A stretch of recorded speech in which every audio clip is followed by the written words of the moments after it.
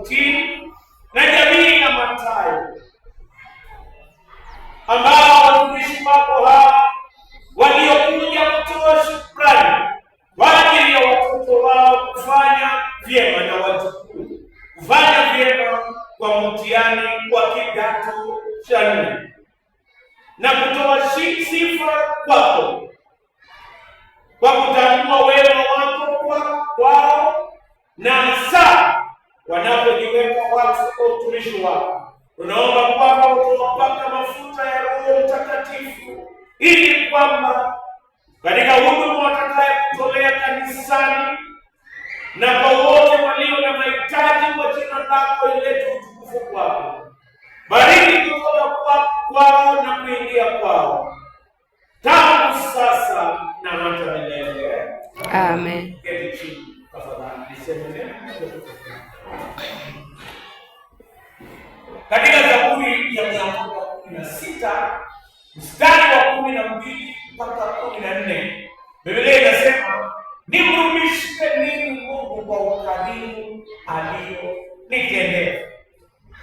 Nitapokea kikombe cha wokovu, nitalitakasa jina la Bwana, pia nitaondoa nadhiri nilizoweka mbele ya watu wengi.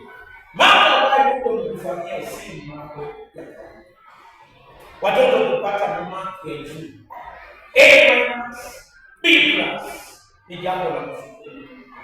Wewe unaweza kuturudisha Mungu kwa ukarimu aliyotutendea. Hawa watoto wamepita kwa neema ya Mungu, kwa kibali ya Mungu, na nyinyi wote mtumishi wa Mungu hajawawacha. Wewe swali kubwa tutarudishia Mungu. Anasema vitu vitatu. Jambo la kwanza, pokea kikombe cha wokovu. Kikombe cha wokovu kina rehema na neema. Kila siku pokea neema na rehema ya Mungu. Wala walikuwa wafanya vyema si kitu kidogo. Ni kwa sababu ya neema, rehema na kibali cha Mungu. Kila siku pokea rehema na neema na kibali cha Mungu. Jambo la pili, tangaza jina la Bwana. Nyinyi mmepokea matokeo haya. Wengine wanaenda kusherehekea barabara. Mkasema kabla hata mjafika nyumbani, mfike kwa nyumba ya Bwana. Utangaze ya kwamba bila Mungu hawa watu wamefanya. Hata wengine kwa Mungu na changamoto Mungu aliwawezesha. Tangaza jina la Bwana.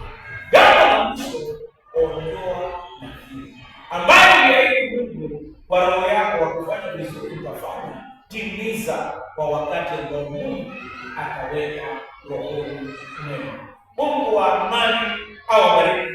Nafikiri mwisho wa mwezi huu kama kanisa, ili Jumapili ya tarehe 6 tutaweka wakati wa kushukuru Mungu kwa matokeo ya grade 9 na matokeo ya grade 4 na grade 6.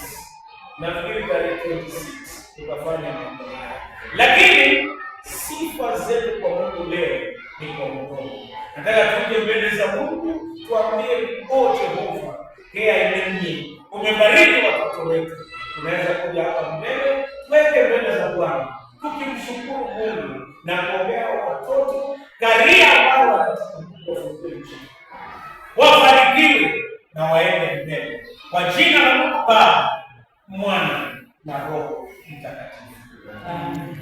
Taimba wimbo twende kwake Yesu sasa. Twende kwake Yesu